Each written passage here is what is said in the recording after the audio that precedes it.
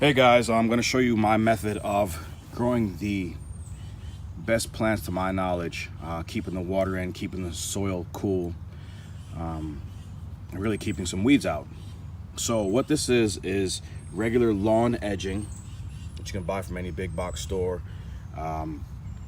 Easy to find, but I like to use this method. What I do is I'll dig a hole or break up the soil right above the surface, and then what I'll do, mix some worm castings in with the soil, and then I'll plant my vegetable or whatever you're planting.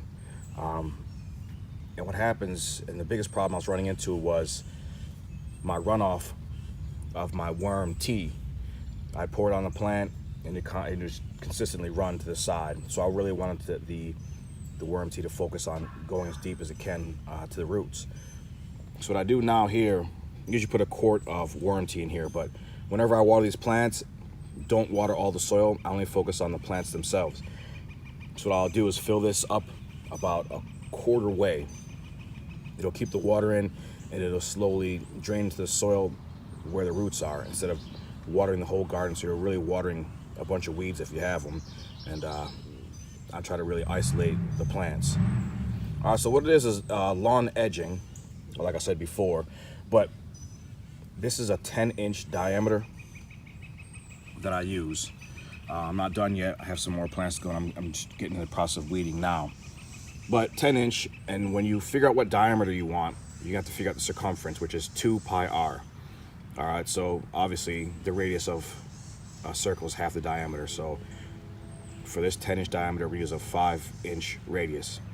All right, so 2 pi r, 2 times 3.14 times the radius, which is 5.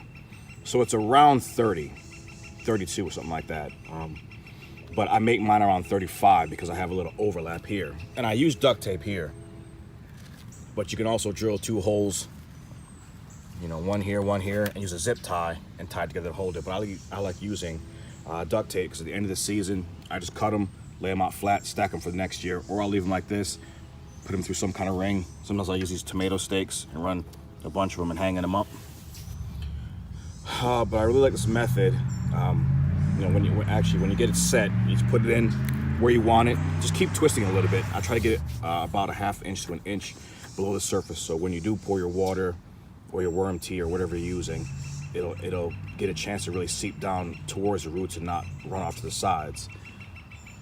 Very simple.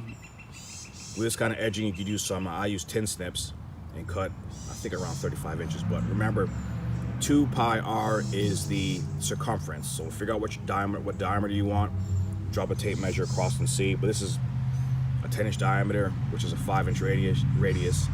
So 2 times 3.14 times 5. Very simple.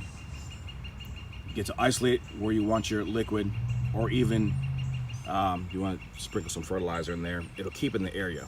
You water it, it'll seep down towards the roots. I water every other day if it's dry. I'll stick my finger in the soil sometimes to see how moist it is.